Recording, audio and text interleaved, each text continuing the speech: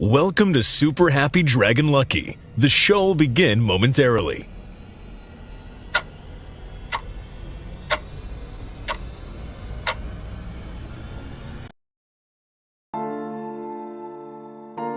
But why, some say, the moon?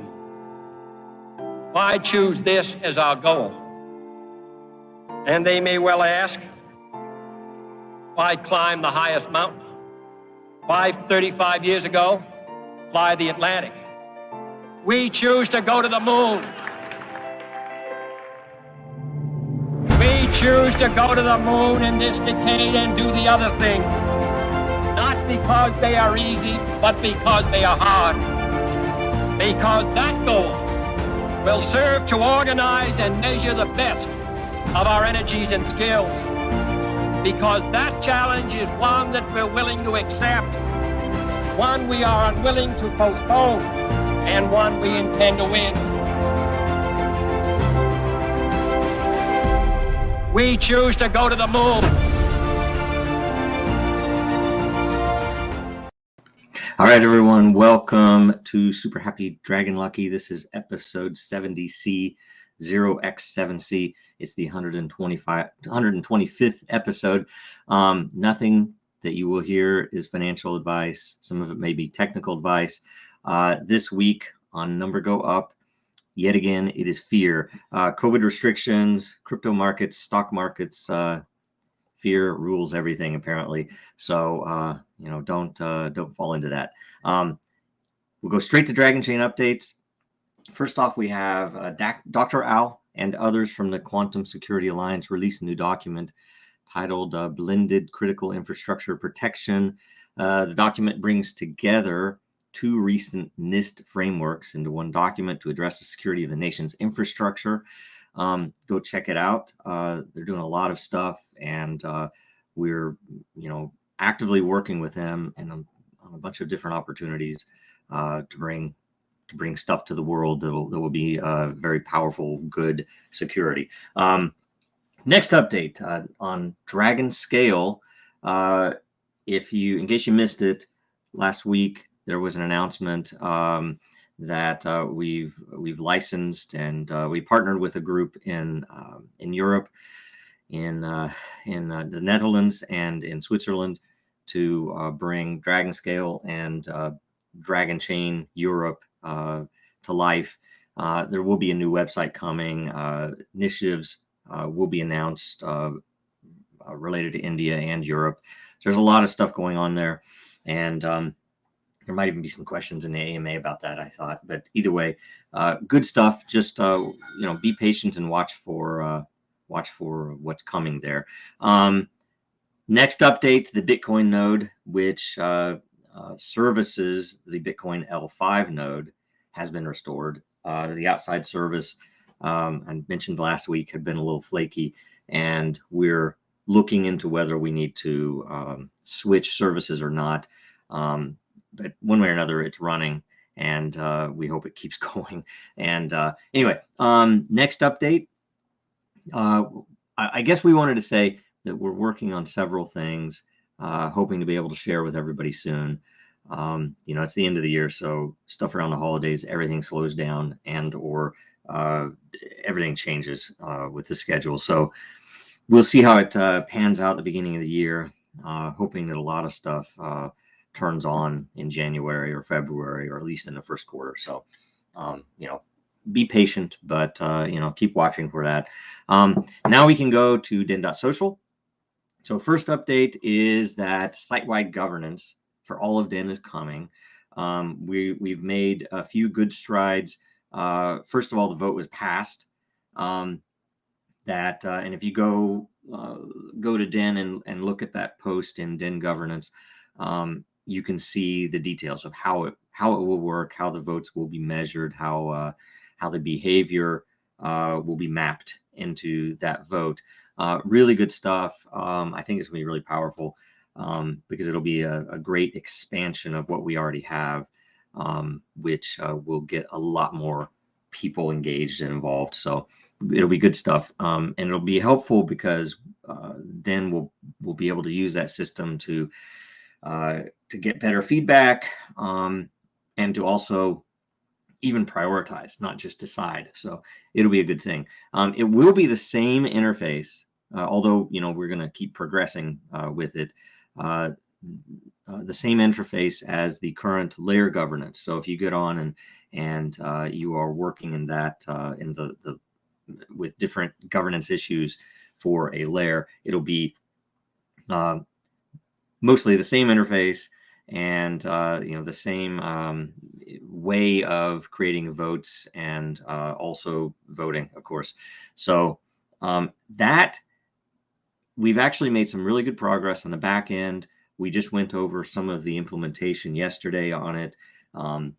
There are a couple of things still to be decided for how it gets built, but generally it's well on its way. And the front end is even actively there as well. And as it is moving forward, especially with the interface, that will also affect the layer governance interface as well. So the vote did include, and this is going to be important because we don't know yet when it's going to be absolutely done and rolled out into production. The vote did include that we will continue using the 2021 governance model until this is done, and then this should be active from then on out. And you know, it can be adjusted, of course, or it can adjust itself, of course. So that will change, but this is going to be the model from here on out. And we're hoping, in the very least, to get it rolled out, you know, as soon as possible in January. Next update, December 2021, LCP results are in. There were 12 new proposals this month, and we had it again as a 1-in-1. So whoever won the lore commitment versus whoever won the most unique voters. And this week, Advice Layer won both of those categories. So it will be created. There were 3.5 million lore applied with 67 unique voters. And Y'all Weird proposed the Advice Layer in October, and therefore will receive 10,000 lot. That's the first time we've done the 10,000 lot paid by Den lore. Den also every time commits 10,000 lore to the winner, and will receive 10,000 lot, which will be used for future giveaways, promotions, and, you know, whatever makes sense with that layer. As a reminder, because once this rolls out, you do not have to export your lot to Ethereum. That is there if you have specific reasons, and you know, maybe for security reasons or something else. If you want to do that, it's there to do it, but you don't have to. We want to avoid having people waste money unnecessarily on Ethereum fees, unless you explicitly want to do that. So because of that, we had enough people who thought they needed to do that. We went ahead and in the interface locked it. But you can ask us, and, you know, once everybody knows that, we'd probably unlock that again. But we just didn't want to see people waste money. So let's see here. Oh, and by the way, if you leave it in there, once it is created, if you have committed your lore inside of Den, and you see the lot in your wallet after this Advice Layer is created, all of the lot is connected to the lore and will receive layer rewards in Matter, whether it's on the inside or the outside, whether it's on Ethereum or inside of Den. So anyway, if you have any questions on that, make sure you ask. It's important stuff. The last thing to note about the LCP is that the option to create new layers that did not win for the runners-up is there. And basically, if one of the 5 runners-up has somebody that wants to go ahead and create the layer, they can spend Matter. And it's in but you can see the table right here. They can spend Matter and have that created. The first time was last month when one of the runners-up did this, and it's an interesting strategy that we're looking at it not just as a means to let more of these layers be created sooner, but also to measure whether we need to open it up every month to more LCP than the 1-in-1 that we have right now. So next, the next update, in case you missed it there, and we mentioned it last week, there is a new FAQ. If you go into the settings tab under the documentation heading, you can see that there is a new FAQ that is a linkable document. That is, every single question inside of this document can be linked, so that if somebody, even in the future asks a question, you can very quickly point them to the answer. So do check that out. Tell us if there's anything missing in the frequently asked questions by asking it, and we can get it in there. Also, let's see here, DEN governance call, which is every Thursday at 3 p.m. Eastern, noon Pacific, U.S. time, is now every week. We moved it to a weekly call, and that's so that we can go over some of the layers, some of the rollout, because there are a few features still coming in the layer governance. So we're going to be on top of that. So come in there and ask questions, and watch for any demos, or ask for demos that we haven't done in a while, maybe, if you want. Let's see here, and then the last thing about Den, tune in tomorrow for a recorded episode of Coffee with Dan. It was Full Value Dan, Distant, or Dave, and me. And because Full Value Dan is in far enough distant time zone, we recorded it where it was at least a reasonable time for him. And I'm on there this week. I'm not on there every week, but it was actually pretty good. That's always a really good show. It's worth watching because he covers a lot of different things that you might not expect. So there are a lot of things in there too that it's a good opportunity to show in a regular usage how and why Den works, and how you can optimize your use of Den. So okay, that's all Den. Next we go to World Blockchain Roundtable. This Thursday will be episode 31, and the topic is blockchain conspiracies. We were looking for a couple of end of year topics, and some good stuff there. So do go to the World Blockchain Roundtable WBRT layer and leave any questions on the episode post that you might want answered, and do vote up the ones that are in there that you also want answered, so that we get the best content. Also, while you have a chance, watch and share last week's episode, which was on DAOs now. It currently has 1,858 views, and the more views it gets the first week, the more all of the participants, including the people who provided topics and questions, will get. Last week was a great episode. There was some really good content in there, and a lot of information about where DAOs are, what projects are there, and where they're headed. There's a lot of philosophical stuff in there too. Is great. So that's all the updates. We will have an AMA top 3 questions right after this. Yeah. Young Satoshi. Yeah. Ooh. Yeah. Dragonchain, Dragonchain, Dragonchain, Dragonchain, Dragonchain, Dragonchain, Dragonchain. Mine 10 blocks on the blockchain. My ETH father for the got paid. These dragons selling like they hotcakes. We go to the moon like we don't got breaks. If you want to transact on a marketplace, Dragonchain, Dragonchain, Dragonchain. Dragonchain, Dragonchain, Dragonchain, Dragonchain, Dragonchain, Dragonchain, Dragonchain. Mine 10 blocks on the blockchain. My ETH father for the got paid.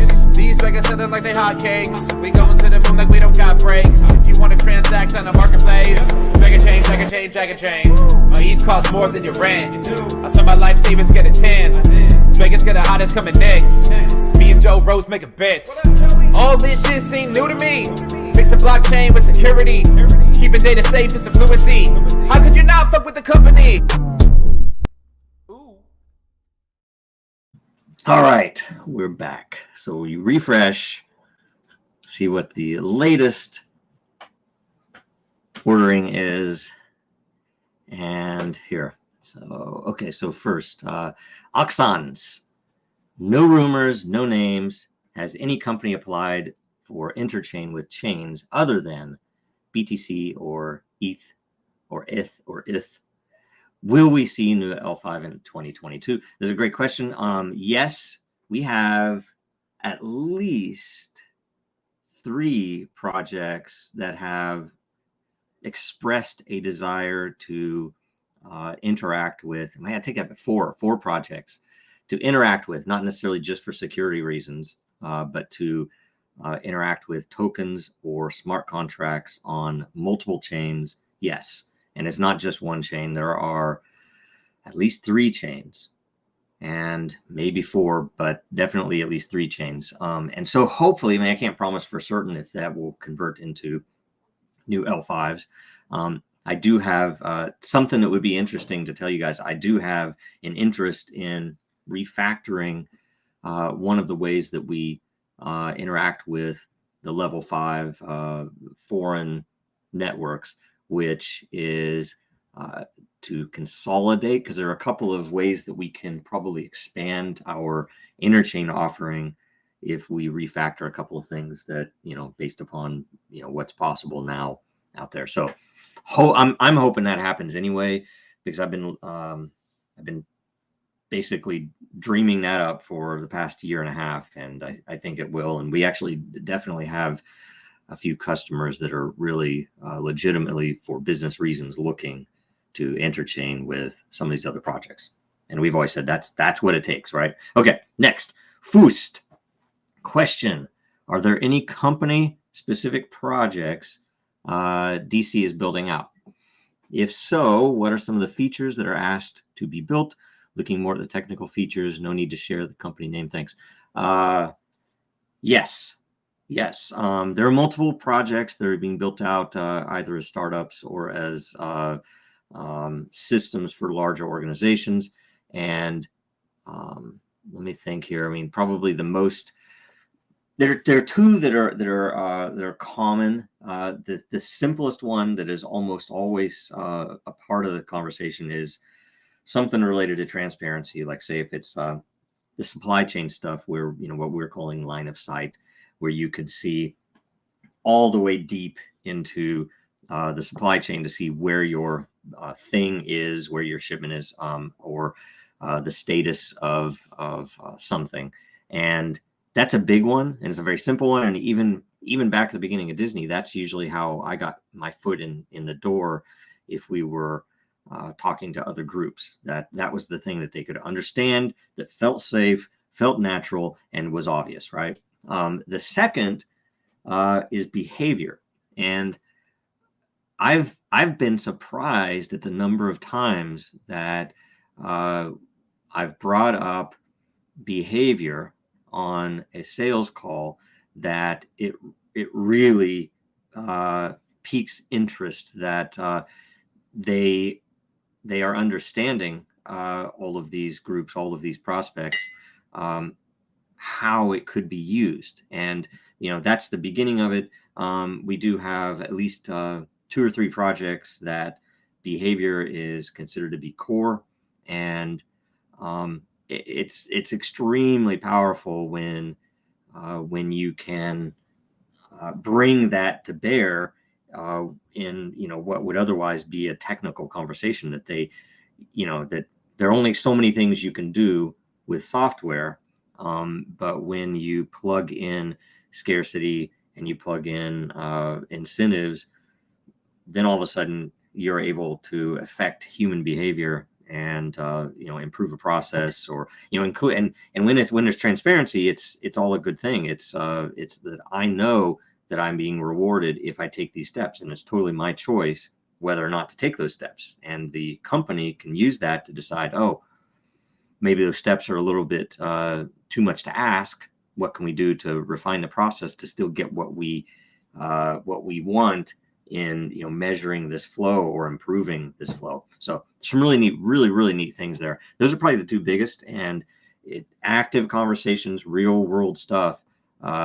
It's turning, right? That we're getting a lot more traction than we ever got before on some of that stuff. So good stuff there. Let's see here. Next, Happy Hippo. Okay, so question. Do you believe, like I do, that there is paid FUD to bring down competitors? I'll read over here. Of course, there's organic FUD, right? We all know that. But do you believe that there are systems or organizations that are more advanced and target projects that are potential threats or projects on the up and coming? If so, it seems that most blockchain projects let the paid FUD take them down where the elite push through. I've noticed a lot of this on BSC, where developers quit or give up because they melt down when attacked. Some even decent projects just don't have the chops or knowledge to realize this comes with the territory. I've seen projects change their whole vision or plan because some member in the Telegram group told them to on a dip. Yeah, so I'll do these in order. This is worth a really good question. I know it's kind of weird. In fact, something I will say before I forget is related to this. I'm hoping that the World Blockchain Roundtable show covers this at least to some degree, because we all have limited vision. I only see what I see, but this is very important. And this week on the roundtable is blockchain conspiracies. So we're not necessarily talking about the bigger conspiracy theories. What we're talking about is what are people in the blockchain world doing, whether it's in the market or in marketing or otherwise, in this way. So do I believe that there is paid FUD to bring down competitors? Yes, I do. There are a couple of angles there on it that I don't know that. Yet there are very clear indicators. I mean, people can even look at some of what's being posted on Twitter these days and see that there is almost certainly some level of that, and it's probably at the higher level, by the way, as you mentioned, than small projects doing this. Either way, you can measure it as FUD or as an attack or as a leak. No matter if it's organic or paid, it in effect is the same thing. Now, when it is paid, there are a whole slew of other things to consider. Like, say, early days, when we first came out, in fact, there was a lot. I don't want to get into too much detail on it, but there was a lot of research that went into some of the Bitcoin war and how money was being spent on influencers, guys on Twitter with red pants and stuff that would go out and troll different projects. And it was so odd because some of the time it didn't make sense that they were attacking, like, say, we were an open source project. We didn't have a token. We didn't have anything else. And yet we were being attacked as if we were a competitor to Bitcoin. And it was silly, right? And yet, as it turned out, some of the very people that were attacking our project, which is the only reason that I mapped these things together, were also attacking other projects who actually put in time and effort into figuring out who they were and why they were doing it. And it was almost certain that they were being paid. So it's an interesting thing. And there are, by the way, the opposite. There are paid shill armies, and everybody knows that. And sometimes that is a token-based payment. So that I'm not going to mention any projects in particular, but you can probably figure out which ones have done this, that they would specifically put tokens aside for mass marketing, basically pumping their token. And that's how those people would be paid. So they would be paid as the token pumped. And, I don't know if you would say necessarily that that type of thing it's not probably a precise version of pyramid scheme or some other mechanism, but so both ways. So then we get to the other question. Do I believe that more advanced projects target things that are potential threats or on the up and coming projects? And yes, I mean, we've even had multinational corporations play around with that against our project. So I know they do it with other projects. And beyond that, it goes, you have to think about this. This is a very disruptive technology. It is directed at, largely directed at banking and financial institutions, which isn't our angle at all, but we get lumped into that group when we get attacked by some of these organizations. It also can affect human behavior for the better. It can provide transparency for the better of the world. And so there are a lot of organizations beyond blockchain projects. I mean, there are a lot of bank, VC, government organizations, intel organizations that don't want some of this technology. And maybe they don't want some of the technology to be, I guess, to get adoption in certain countries even. So there are a lot of very interesting things there that all play in. And so yes, and yes. I do think so, but largely, and there was, by the way, there was something that meshes with this a little bit. I don't know if it was this morning or last night that Jack posted the who owns Web3 stuff. And I don't know entirely the context in which he's talking or anything else. So I don't want to say anything about that. Or how it relates to Bitcoin versus Ethereum and the wars. The thing is, on all of that stuff, it's all fixable. That is, the whale problem is fixable. In governance, the issue of VC ownership is not necessarily fixable; it's addressable. It's something that can be integrated in a way, if you model the project and the governance well, in a way that everyone knowingly can go in saying, look, I purposely don't have a plurality or a majority of the vote. That the whole purpose of this is that I can weigh in, but that overall the economy itself is what dictates the results. And the sooner that all of us in this industry get away from the tribalism, and the sooner we realize that look, competition is good, and you want the best product even from your competitors, because half the time they'll pivot away from what you're wanting to do anyway. So it ends up being something that it's a bad notion to attack other projects, other than Tron, maybe. Joking. But that's really just something fun to do. But otherwise, it's bad to attack projects, because the bigger, the more adoption any project gets, the better off even its direct competitors will be, because people then realize what it can be used for, and you're going to have, every project has a unique take on it, even if their goals and their actual outcome is the same. That is, if I have two different black boxes, let's say Bitcoin and Litecoin, and they have different supplies, they have different, slightly different goals, but Litecoin offered early on at least a different algorithm that was tuned differently, that well, I don't want to say it wasn't as easily hit with ASIC mining efficiencies, but it was different. So it would require an entirely different attack from the industry to try to make it more efficient and to get it more centralized, like what happened with Bitcoin.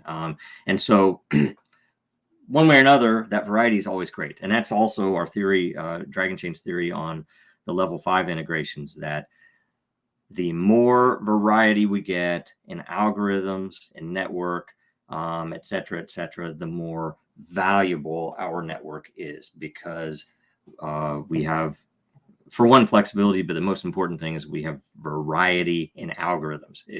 If for some reason one of those networks falls over for a day, for a week, forever, or one of those networks ends up with a compromise that, maybe it's fixed in a day, but still that compromise happens, and any transactions on that day are then not as there's not as much power applied to the security. So with more variety. It doesn't matter if when Ethereum Classic had a 51% attack as an example. So anyway, that was a long answer. Sorry about that. It's a long question. So, but Happy Hippo, good question. And so every one of those questions will get one lot from the Dragonchain layer. And this week only, Den, I think not all of them. Let's see, Alexons did not mention what Den shirt they want, so we'll have to figure it out. But anyway, we'll figure it out. You will message, or they will message you, or something. Okay, so let's go into merch. Still 20% off. Merry-Christmas-Jojo, all the Christmas stuff. Celebration Jojo for New Year. Happy-New-Year-Jojo. And new Den colors. See, I got my set in. I have a blue one. Den-colors-2021, 20% off. So all that stuff's there. It's actually shipped pretty quick. I was surprised. I ordered something last year. It took longer. Maybe it's because of COVID or the supply chain and all that stuff. I have no idea. But it came pretty quick this week. And in closing, make sure you watch us again next Tuesday. I'll try not to ramble as much. And watch the Roundtable this Thursday. Follow Dragonchain, Real Denizens, and Jojo Row, me, on Twitter and LinkedIn and Den. And like, comment, subscribe, and share. Merry Christmas, Happy Holidays. This is the last show before Christmas. So Merry Christmas.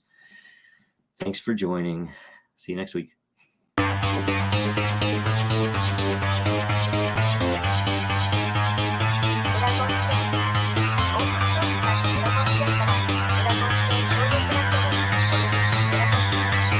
Because that goal will serve to organize and measure the best. Adaptable, all capital, label radical yet rational. A tactical approach is palpable if this animal is fallible. But that conclusion is laughable, so with for all detachable from the mandible, you see it now.